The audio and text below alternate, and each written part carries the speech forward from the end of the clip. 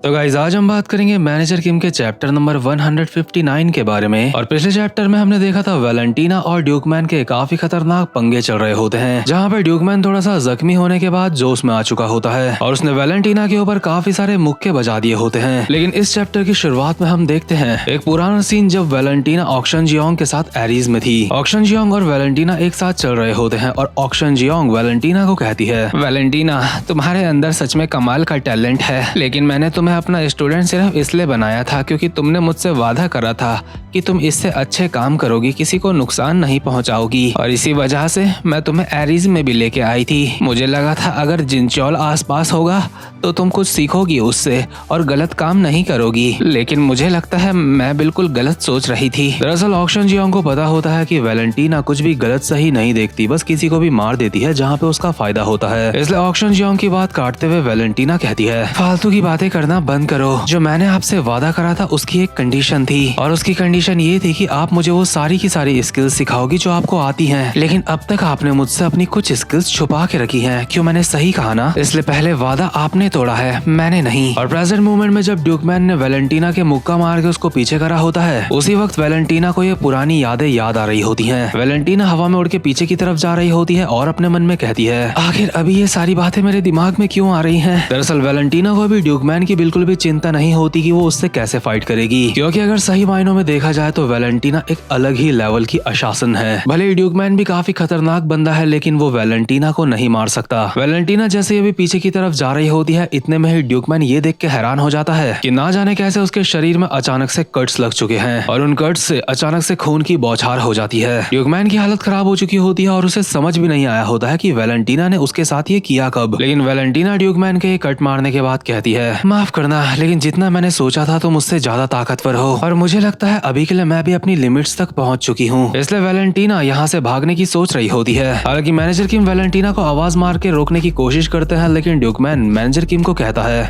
नहीं नहीं मैनेजर किम, सब ठीक है, उसे जाने दो। तुमने उस लड़की को अपनी आंखों से देखा, वो लड़की एक ऐसी मॉन्स्टर है जिसके बारे में तुमने कभी सोचा भी नहीं होगा। और ड्यूकमैन की बातें सुन के मुझे ऐसा लग रहा है शायद वो भी मैनेजर किम के बारे में भी अच्छी तरीके से जानता नहीं है। खैर ड्यूकमैन की गलती नहीं है, मैनेजर किम को देख के किसी को भी गलत फहमी हो जाती है कि मैनेजर किम कमजोर है, बल्कि वैलेंटीना जो यहाँ से जा रही है वो मैनेजर किम की वजह से ही जा रही है। बट इट्स ओके, समझने वाले समझ चुके होंगे। तो खैर मैनेजर किम ने बस ड्यूकमैन को सहारा दे रखा होता है और ड्यूकमैन अब भी कहता है, कमाल है, मुझे यकीन नहीं होता ये दुनिया इतनी बड़ी है जिसमें काफी सारे मॉन्स्टर्स भरे पड़े हैं, ऐसे ऐसे मॉन्स्टर्स जो मुझसे भी ज्यादा ताकतवर हैं। और अभी इस जगह की हालत टूट फूट के खराब हो चुकी होती है वैलेंटीना और ड्यूकमैन की फाइट की वजह से। लेकिन इतने में ही हम देखते हैं ड्यूकमैन के साथ का बंदा योंगहो यहाँ पे आ जाता है और ड्यूकमैन की ऐसी हालत देख के हैरान होकर कहता है, क्या आखिर ये सब कुछ क्या है बड़े भाई? आखिर आपके साथ ऐसा कैसे हुआ? ये सब कुछ आपके साथ किसने करा? ड्यूकमैन कहता है,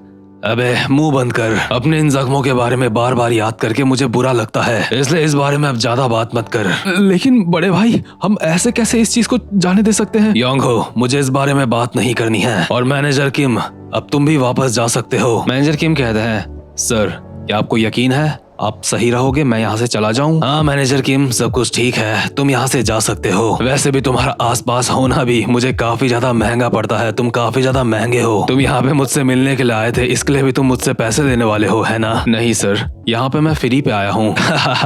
नहीं, मैं तो मजाक कर रहा था किम। खैर मैनेजर किम, तुम अब जा सकते हो, यहाँ पे योंगहो मेरे साथ है, इसलिए तुम्हें मेरी चिंता करने की कोई भी जरूरत नहीं है। तो खैर ड्यूकमैन के कहने में मैनेजर किम यहाँ से चले जाते हैं। और अब जो चीज मैं बताने वाला हूँ इसको थोड़ा सा ध्यान से सुनना। मैनेजर किम के यहाँ से जाते ही योंगहो राहत की सांस लेता है, क्योंकि योंगहो काफी ज्यादा अनकंफर्टेबल फील कर रहा होता है मैनेजर किम के यहाँ पे होते हुए। लेकिन ड्यूकमैन को मैनेजर किम से कोई भी प्रॉब्लम नहीं होती। जब ड्यूकमैन के करीब मैनेजर किम होते हैं तो एक तरीके से ड्यूकमैन को अच्छा ही लगता है। और आपको यहाँ पे मैनेजर किम के बारे में एक छोटी सी हिंट देता हूँ। अगर किसी बंदे के मन में चोर होता है और वो बंदा मैनेजर किम के आसपास होता है और उस बंदे ने मैनेजर किम के साथ किसी भी तरीके का इंटरेक्शन यानी कि बातचीत वगैरह करी होती है, तो वो बंदा ऑटोमेटिकली मैनेजर किम के रेडार में आ चुका है मतलब। और इसीलिए जिस बंदे के मन में कुछ गलत चल रहा होता है, मैनेजर किम को देख के वो अनकंफर्टेबल फील करता है। और जो मैं बातें बोल रहा हूँ ये अभी आपको समझ नहीं आएंगी, लेकिन चैप्टर खत्म होते होते आपको समझ आ जाएगी। तो खैर ड्यूकमैन का जो हाईवे वाला प्रोजेक्ट होता है वो खत्म हो चुका होता है, इसलिए मैनेजर किम का भी काम ड्यूकमैन के साथ खत्म हो चुका है। इसके बाद हम देखते हैं मैनेजर किम युनजियोंग के साथ होते हैं और युनजियोंग मैनेजर किम को कहती है, तो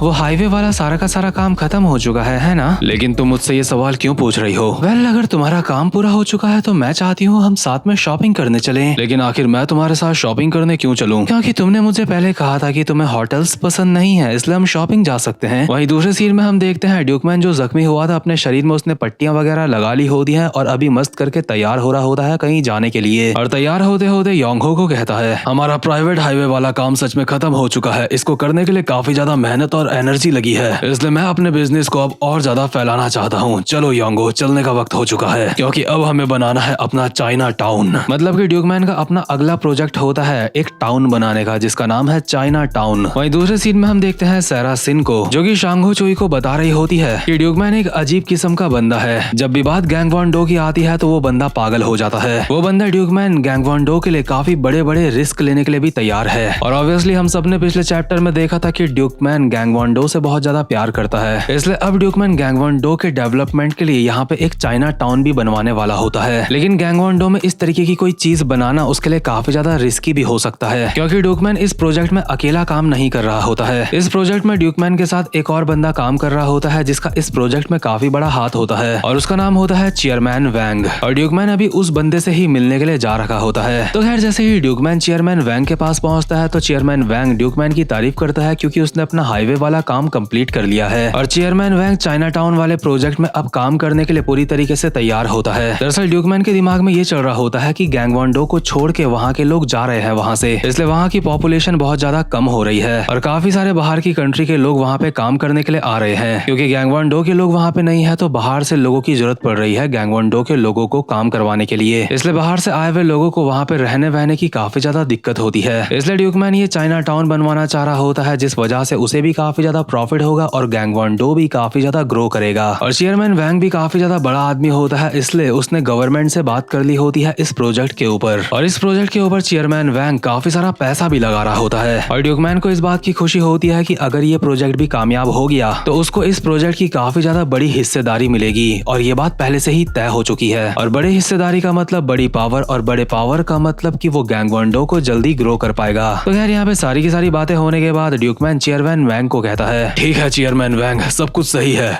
और मैं उम्मीद करूंगा कि आप अपना वादा नहीं भूले होंगे। आपने वादा करा था कि आप चाइना टाउन के 60% के शेयर गवर्नमेंट को भेजेंगे। हमने शुरुआत में यही सब कुछ तय करा था, है ना? और इस प्रोजेक्ट की जितनी भी सुपरविजन होगी वो सारी की सारी गैंग वॉन डो में होगी, जो कि मैं करूंगा। देखो भाई लोग, मैं जानता हूँ आपको ये बिजनेस वाली बातें ठीक से समझ नहीं आ रही होंगी, इसलिए आपको आसान शब्दों में समझा देता हूँ। आसान शब्दों में ये बस इतना ही है कि ड्यूकमैन गैंग वॉन डो को ग्रो करना चाहता है और कुछ नहीं। और उसके लिए ही उसने कुछ शर्तें रखी थी चेयरमैन वैंग के सामने, लेकिन चेयरमैन वैंग अपना वादा भूल चुका होता है और अभी उससे पीछे हट रहा होता है। चीजें यहाँ पे हल्की हल्की टेंस हो चुकी होती हैं, इसलिए योंगहो ड्यूकमैन को कहता है, बड़े भाई सिचुएशन काफी खराब लग रही है, आखिर अब हमें क्या करना चाहिए?